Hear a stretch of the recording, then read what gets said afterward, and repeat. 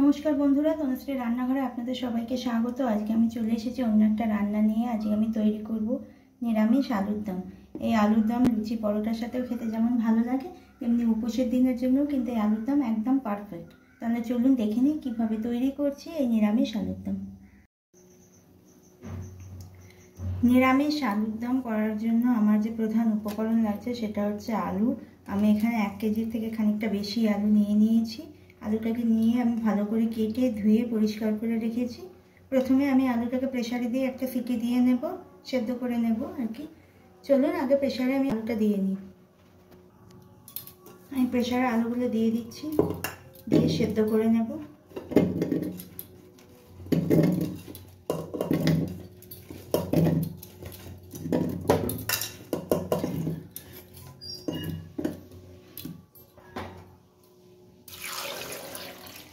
দিয়ে দিলাম খানিকটা জল, আর এর মধ্যে আমি একটুখানি হলুদ আর একটু নুন দিয়ে দেবো।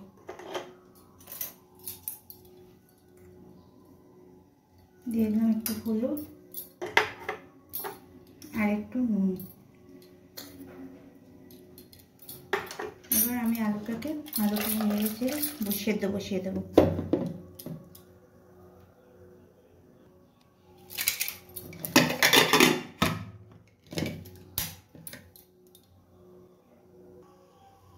আমি আলুটাকে গ্যাসে বসিয়ে দিয়েছি, একটা সিটি আসা পর্যন্ত অপেক্ষা করব। এই সময় আমি গ্যাসের ফ্লেমটা মাঝামাঝি রেখেছি। চলুন ততক্ষণ দেখে নিই আলুর দমের জন্য আর কী মশলা আমি নিয়েছি। প্রথমেই নিয়েছি ফোড়নের জন্য একটা তেজপাতা, একটা শুকনো লঙ্কা, 1/2 টিস্পুন মতো গোটা জিরে, স্বাদ মতো নুন, হলুদ, জিরের গুঁড়ো, চিনি গুঁড়ো, মিষ্টির জন্য নিয়েছি চিনি গুঁড়ো, নিয়েছি বেশ কিছুটা মটরশুঁটি, এখানে 2খানা টমেটো নিয়েছি, টমেটোটাকে আমি পেস্ট করে নিয়েছি, আর নিয়েছি জিরে, আদা আর লঙ্কা আমি বেটে নিয়েছি। এখানে 1.5 ইঞ্চি মতো আদা নিয়েছি, 2 টিস্পুন জিরে আর 2টো কাঁচা লঙ্কাকে পেস্ট করে রেখেছি। আর নিয়েছি একটা ভাজা মশলা করব, তার মশলা এখানে নিয়েছি 2 টিস্পুন গোটা জিরে, একটা শুকনো লঙ্কা, একটুখানি দারচিনি,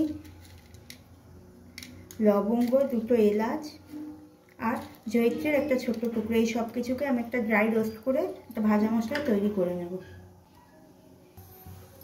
আলুটা সেদ্ধ হতে হতে আমি ভাজা মশলার জন্য যে মশলাগুলো নিয়েছিলাম সেইটাকে একটা রোস্ট করে নেব হালকা করে।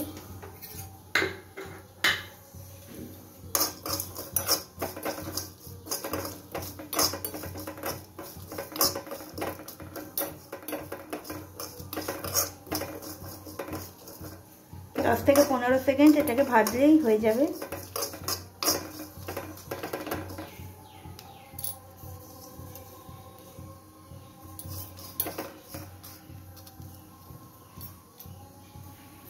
আচ্ছা, এর মধ্যে আমি 1 চিমটি নুন দিয়ে দিচ্ছি, তাহলে ভাজাটা ভালো, ভাজাটা নয় তাহলে গুঁড়ানোটা ভালো হয়। দেখুন মশলাগুলো আমার ভাজা হয়ে গেছে। আমি এই পর্যায়ে গ্যাসটা অফ করে দিলাম। এটা ঠান্ডা হলে তারপর আমি গুঁড়িয়ে নেব। দেখুন আমার আলুগুলো সেদ্ধ হয়ে গেছে, কত সুন্দর সেদ্ধ হয়েছে। একটা ভেঙে দেখাচ্ছি, দেখুন কত সুন্দর সেদ্ধ হয়েছে। এবার আমি গ্যাসে কড়াই বসিয়ে দিয়েছি, আলুর দমটা আমি রান্না করে নেব।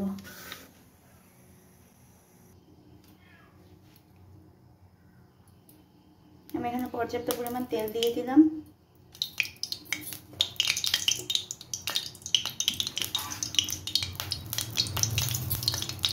তেলটা একটু গরম হয়ে গেলে আমি এর মধ্যে ফোড়নটা দিয়ে দেবো।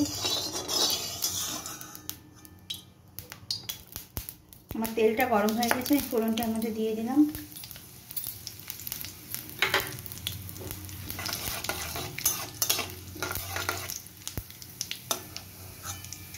ফোড়নটা ভাজা ভাজা হয়ে গেছে। এবার আদা জিরা পেস্ট এর সাথে লঙ্কা যেটা ছিল সেটা দিয়ে দিলাম তেলের মধ্যে।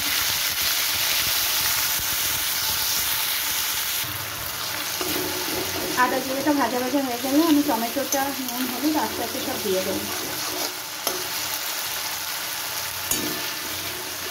আমার আদা জিরাটা ভাজা ভাজা হয়ে এসছে। এবার এর মধ্যে টমেটো পেস্টটা দিয়ে দিলাম।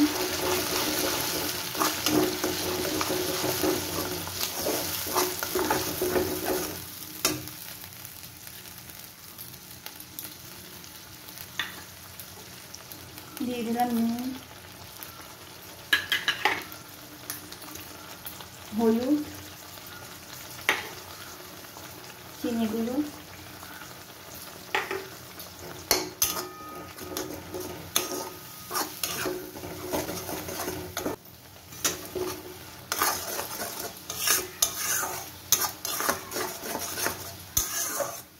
এই সময় গ্যাসের ফ্লেমটা মিডিয়ামে রেখেছি।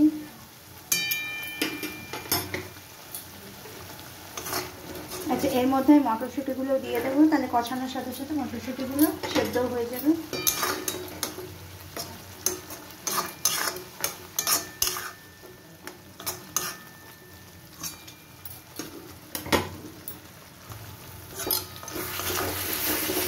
দেখুন মশলাটা কত সুন্দর কষানো হচ্ছে, তেল গা দিয়ে ছেড়ে উঠেছে।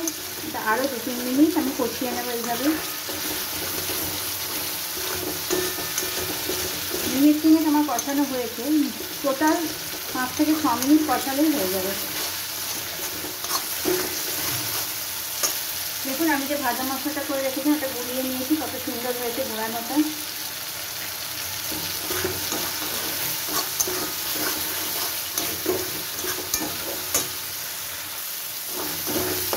আমার মশলাটা সম্পূর্ণ কষানো হয়ে গেছে। এই পর্যায়ে আমি যে জিরে গুঁড়োটা নিয়েছিলাম ওটা দিয়ে দিলাম।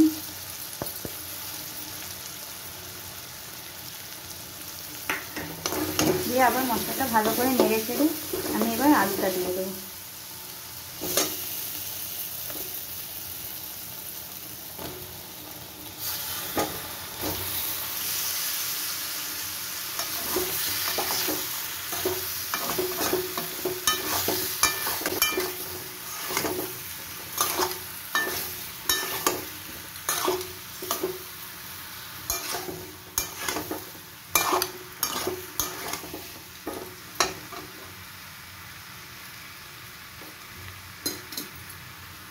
আলুটাকে দিয়েও বেশ খানিকক্ষণ এটাকে কষিয়ে নেব, তারপর জল দিয়ে দেবো। আলুটা দিয়ে মিনিট 2 মতো কষানো হয়ে গেছে, একটা ভালো সুন্দর গন্ধ আসছে ভাজা ভাজা। এবার আমি এর মধ্যে জল দিয়ে দিচ্ছি।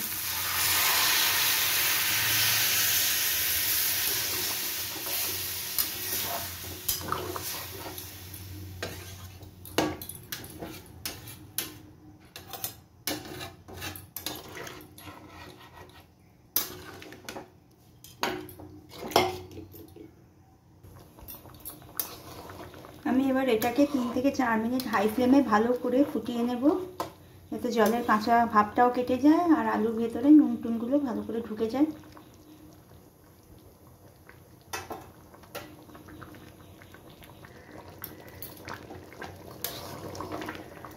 দেখুন আমার আলুর দমটা কি সুন্দর ফুটছে। নুনটা একটু কম হয়েছিল বলে আমি আরও খানিকটা নুন এর মধ্যে দিয়ে দিয়েছি। আপনারা আপনাদের স্বাদ মতো নুন দেবেন। আর আমরা বেশি ঝাল খাই না বলে খুব একটা বেশি লঙ্কা দিইনি, যেহেতু মশলার মধ্যে 2টো লঙ্কা ফাটিয়ে এই পেস্ট করে দিয়ে দিয়েছিলাম বলে আর কোনো লঙ্কা তেমন দিচ্ছি না, শুধু ওপর থেকে একটু ফাটিয়ে দিয়ে দেবো ব্যাস। আপনারা চাইলে আপনাদের স্বাদ মতো লঙ্কা দেবেন।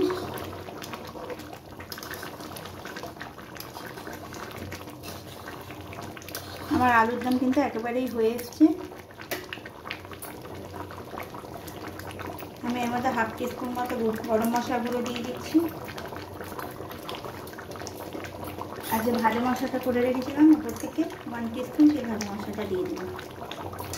এবার আমি গ্যাসের ফ্লেম অফ করে দিচ্ছি। আমার নিরামিষ আলুর দম সম্পূর্ণ তৈরি হয়ে গেছে। আমি এটা সার্ভিং বলে ঢেলে নেব।